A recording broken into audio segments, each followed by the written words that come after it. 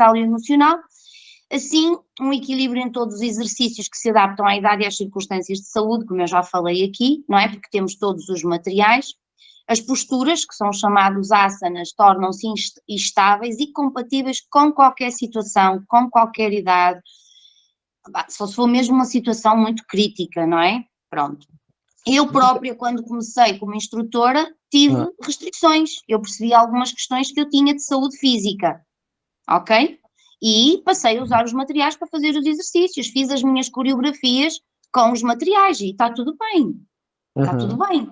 O próprio instrutor, ele teve que perceber que não era preguiça minha, que eram questões em que eu dizia, não, dói, não parou, não é?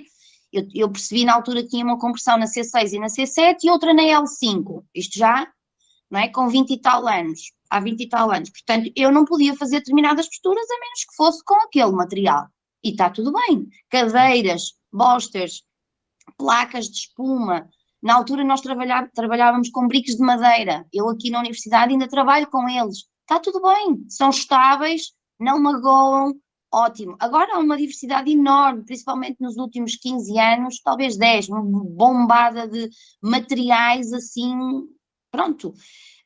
Mas nós já trabalhávamos com esses materiais, o Iyengar já trabalhava com esses materiais.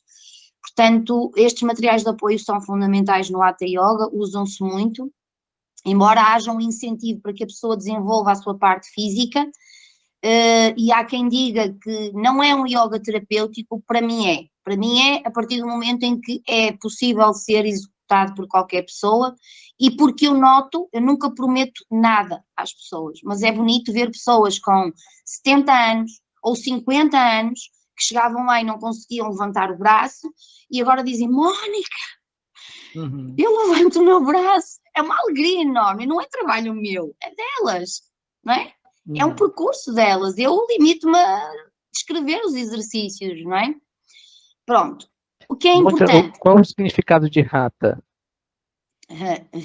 Eu costumo brincar que é atar mesmo.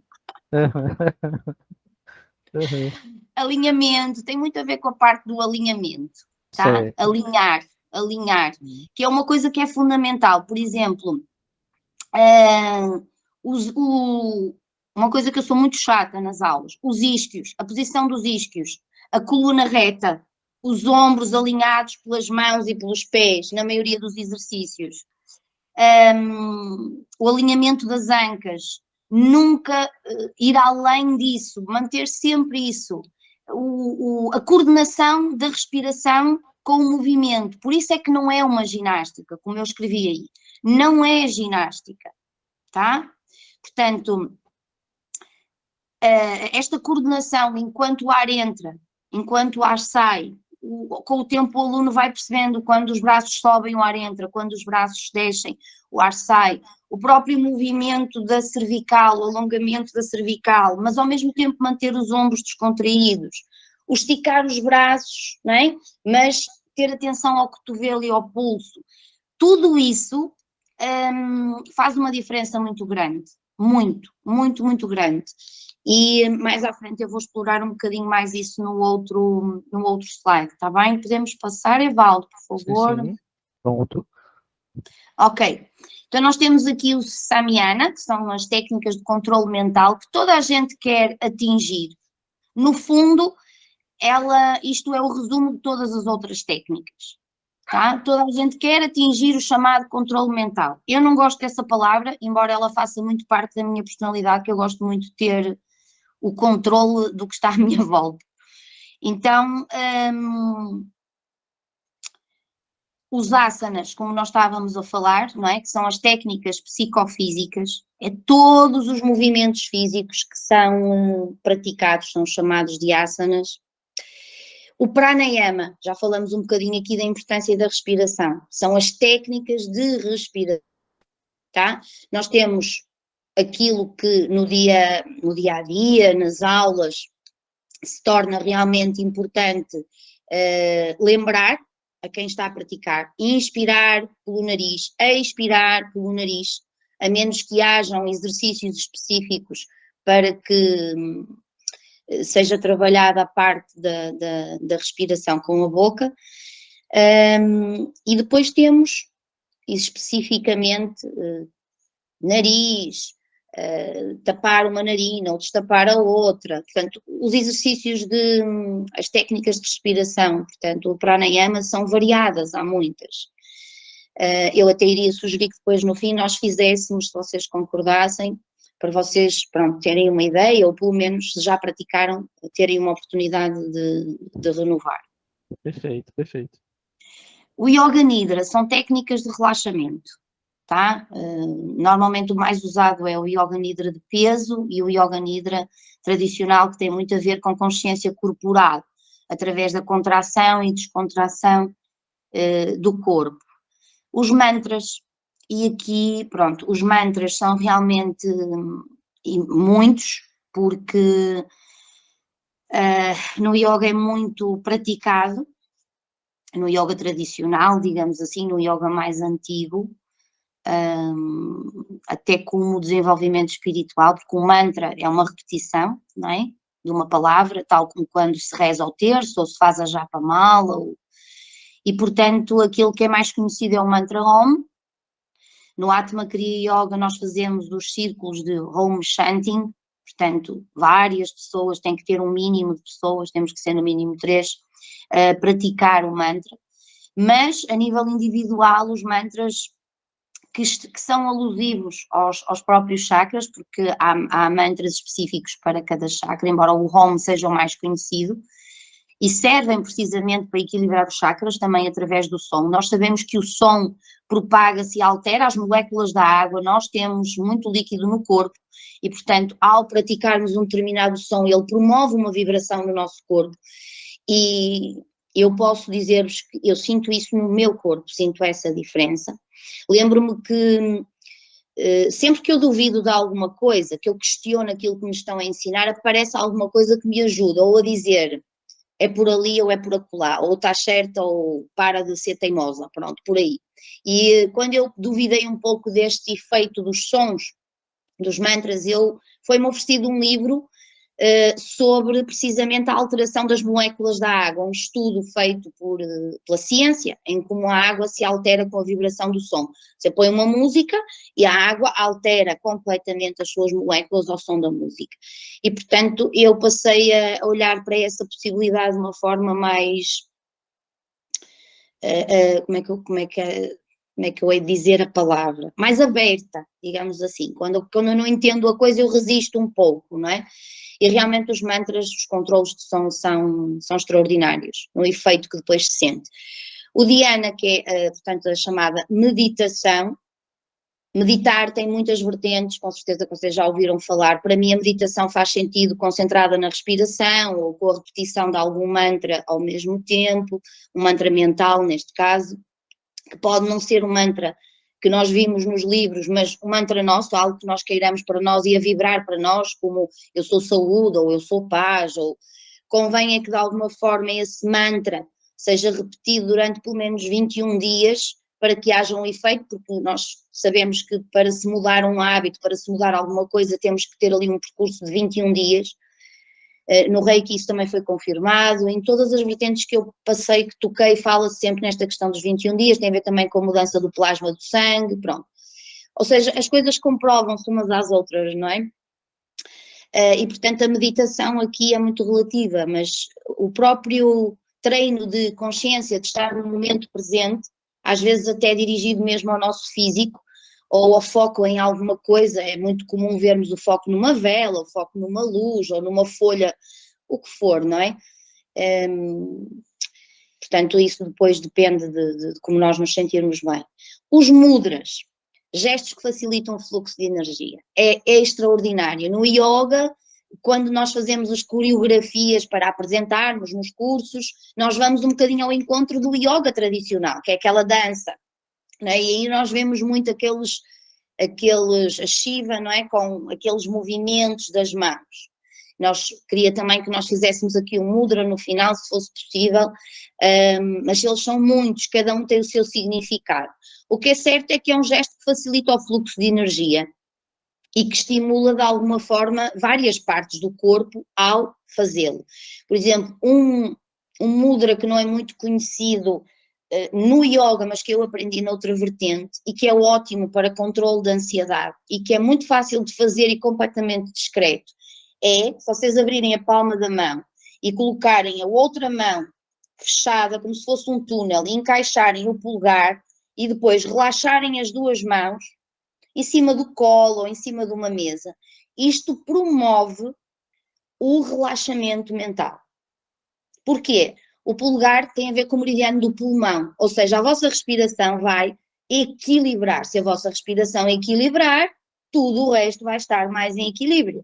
Por isso é que é tão importante uma boa alimentação, boa qualidade da água e, acima de tudo, uma boa respiração, para haver realmente um corpo, uma mente saudável. E nós sabemos que o corpo é o receptáculo daquilo que é mais precioso para nós, que é a nossa essência, a nossa alma, cada um chama-lhe o nosso partícula de self, não é? Cada um chama-lhe como quiser. Podemos passar, Evaldo, por favor, se não houver nenhuma pergunta. Ok. Como é que nós aqui conseguimos juntar um pouco daquilo que para mim o Jung também trouxe? Primeiro ponto, que eu há bocadinho não referi. Quando eu conheci o yoga, eu conheci também a macrobiótica. E a macrobiótica defende que cada corpo é um corpo, baseado no seu grupo sanguíneo, devemos ter em atenção a alimentação relativamente a esse grupo sanguíneo e que nós devemos comer os alimentos do nosso país, da nossa época, da zona onde nós vivemos. E isso fez com que eu percebesse que o yoga era uma filosofia, que pode ser uma prática de vida, não é? Mas que não tem que ser como eu na altura achei que tinha que ser, e depois comecei a questionar que não, que era andar vestida de branco, ter um aspecto de pobrezinha e pronto, não é? Ok. E eu fui percebendo que a macrobiótica dizia-me que eu tinha que ser aquilo com o qual eu me sentisse bem, e não ser aquilo que outros se sentiam bem e transmitiam. E Jung também nos traz isso, nós temos muitas técnicas, temos muita coisa, venham elas do Oriente ou sejam elas do Ocidente, mas até onde é que nós temos que solidificar aquilo que já conhecemos ou até onde é que nós temos que integrar algo que vem de novo e isso se adapta realmente à nossa vida, não é? E daí que quando eu falei no início que houveram técnicas de cria, que é a limpeza que é feita no organismo, com água e sal, com técnicas de respiração bastante invasivas, técnicas de estimulação, por exemplo, para criar fogo no estômago antes de comer, para que a digestão seja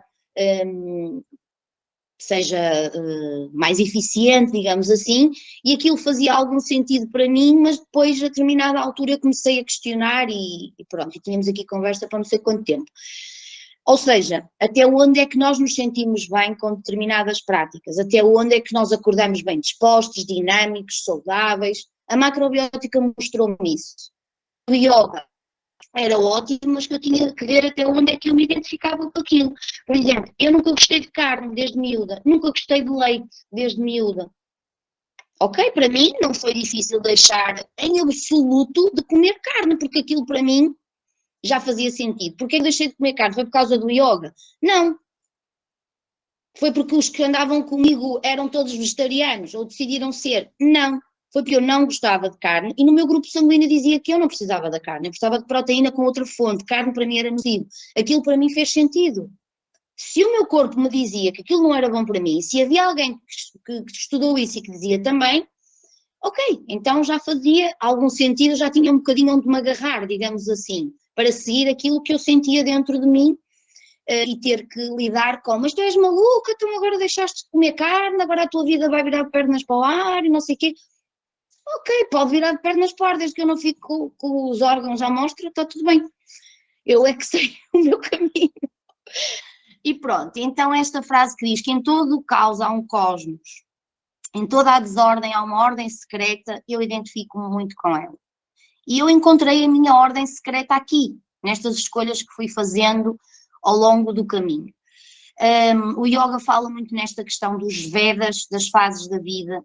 Reparem, vocês vão ouvir aqui palavras que se calhar ouviram noutro contexto, eu tenho que me basear naquilo que é o caminho do yoga, que o yoga defende. E nem todos, mesmo dentro da linha do yoga, defendem. Portanto, o Karma Kanda, que é o chamado o Karma, que é aquele momento em que nós temos que realmente chegar àqueles objetivos humanos, e Jung também fala nisto, aquela fase da vida em que temos que ter a segurança ao trabalho, a sobrevivência, em que queremos, não é? Aquela correria, não é? O Dharma, o questionarmos se estamos no caminho, se estamos a viver da forma correta, e o termos pessoas que são Dharma para nós, que entram na nossa vida e na realidade estão ali porque eles são Dharma, eles estão ali para nos ajudar. E eu tive a felicidade de ir percebendo essas pessoas ao longo da vida, algumas só percebi mais tarde, e agradeci ao universo porque não tive a oportunidade de lhes agradecer a elas, mas foram Dharma para mim. E temos o Jananakanda, que é o autoconhecimento. Portanto, o yoga também nos fala na mesma linha que Jung falava, sobre deixar esta dependência material e emocional, o estarmos juntos, a viver intensamente, como eu dizia no início, com a família, com as pessoas, mas sem apego. O querermos as coisas boas da vida, que nos são dadas algumas gratuitamente, outras temos que lutar por elas, mas não sermos realmente dependentes disso. E chegarmos ao ponto de querermos contribuir realmente com algo de mais positivo para o mundo, não é? Entrarmos aqui na individuação, na vitória sobre o sofrimento através da prática, seja ela a prática de yoga, seja outra. Para mim, fisicamente, o yoga traz-me isso. Quando eu comecei a tomar mais consciência do processo respiratório, eu comecei a perceber que ia mais longe do que isso. Se me leva, como dizem os Upanishads, que é realmente um bloco enorme de informação, de cânticos, de salmos, de formas de louvar a Deus, se me leva a sentar aos pés do mestre, porque é o que significa, o Upanishad significa sentado ao pé do mestre, pelo menos eu sinto-me bem dessa forma, sinto-me mais próxima daquilo que é o todo, sinto-me mais feliz por estar dessa forma, porque já tentei às vezes desviar-me e não correu bem. Portanto, voltei ao início. Eu nunca segui algo que algumas pessoas seguem, talvez por eu ter vindo de origem católica, cristã, aquilo que é ler os Upanishads, fazer aqueles salmos, fazer aquele percurso através desse guia como forma de chegar ao mestre, como forma de me conectar com o todo. Mas há frases que realmente, como é que eu hei de explicar, têm essa conotação para mim, que eu leio e fazem todo sentido. É aquela história de a mesma coisa dita por outras palavras, tá? Embora eu não siga aquele caminho dos Upanishads, quando eu leio aquilo toca-me e faz sentido. Podemos passar, Evaldo, por favor. Ok. Continuando com a mesma frase, nós temos aquilo que já falamos há bocadinho, o pranayama, que são as técnicas de respiração, não é? E no pranayama nós temos uma expansão de vitalidade. Porquê? O sopro divino, o ar que entra, o ar que nos estabelece e que elimina a toxicidade, tá? Portanto, praticar a respiração é fundamental. Se ela é praticada com um exercício físico ou se é praticada sentada, claro que vai haver uma diferença. Depende do objetivo que a pessoa tem. Se a pessoa quer fazê-lo de uma forma mais a fundo, vai então fazer movimentos físicos, não é?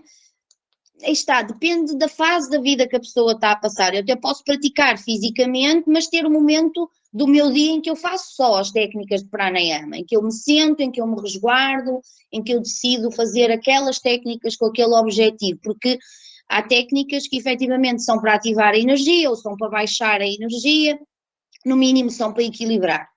E há esta expansão de vitalidade ao praticar o pranayama. O pratyahara, temos a abstração. E nós também temos, na psicologia analítica, esta questão da abstração. Eu abstraio-me do passado, eu abstraio-me do futuro, eu vivo o agora. E no agora é que eu vou conhecer como é que eu estou, como é que eu me sinto e porque é que eu estou assim. Então esta abstração é uma consequência de um pranayama bem praticado, de uma meditação bem praticada, de um trabalho que nos leva a viver o momento presente, ou de um hábito que nos leva a consciencializar mais aquilo que é o momento presente. O dharana é a concentração que nós vamos obter fruto de uma boa oxigenação, da libertação da toxicidade, da consciência do momento presente. No Tarka nós chegamos ao questionamento contemplativo. Isto acontece às vezes quando as pessoas dizem que tiveram contacto, como nós dizemos na psicologia, com o luminoso, não é? Há aqui uma contemplação. E tudo isso depois deve ter os seus níveis de consciência, depende muito do momento da vida da pessoa, e nós sabemos, como vimos ali atrás, que o yoga, os Vedas, as fases da vida, o entrar no caminho da individuação já nos deixa para trás muita coisa que nos permite, se calhar, dar ênfase, atenção, prioridade a outras, não é? E talvez isso facilite depois este questionamento contemplativo, não é? O samadhi, ou a iluminação, é aquilo que normalmente se divulga quando se quer vender o yoga, não é? Vamos atingir o samadhi, vamos chegar à iluminação. Ok, parece-me que poucas pessoas lá chegaram, não é? Talvez a gente vá tendo assim uns vislumbres, mas que é bom enquanto se tenta lá chegar, é espetacular.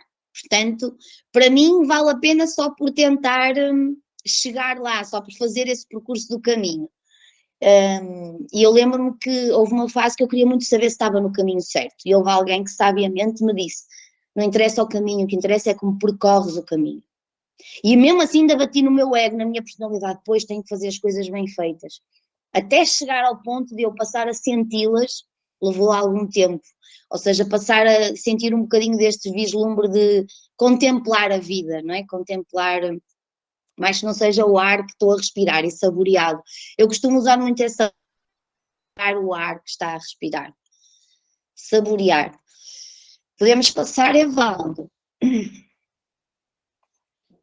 Ok, então nós temos aqui o yoga, a individuação, nós temos na prática da psicoterapia um trecho, mais do que um, mas este é um bocadinho mais conciso, e aqui quando eu digo aprofundar as técnicas novas ou solidificar as conhecidas, a importância da diversidade. Eu tive este questionamento, como eu vos expliquei há pouco, quando conheci o yoga, quando conheci a macrobiótica, e a macrobiótica ajudou muito nesse sentido. E eu acho que isso é importante, o questionarmos, como eu falei há pouco. O conflito inconsciente que afeta o corpo. Quando eu experimento uma coisa nova, o meu corpo vai-me dizer se aquilo é bom para mim ou não, não é? Mas às vezes nós não percepcionamos isso. Às vezes é o inconsciente que nos vai dando outras informações. E como em qualquer caminho, seja ele de yoga, ou seja do que for, nós precisamos de ajuda, nós precisamos de efetivamente alguém que nos vá orientando. Não adianta só conectarmos através dos Upanishads, ou através de cânticos, ou através de mantras. É bom, é importante ter alguém com quem falar que efetivamente já tenha um pouco mais de experiência do que nós, não é?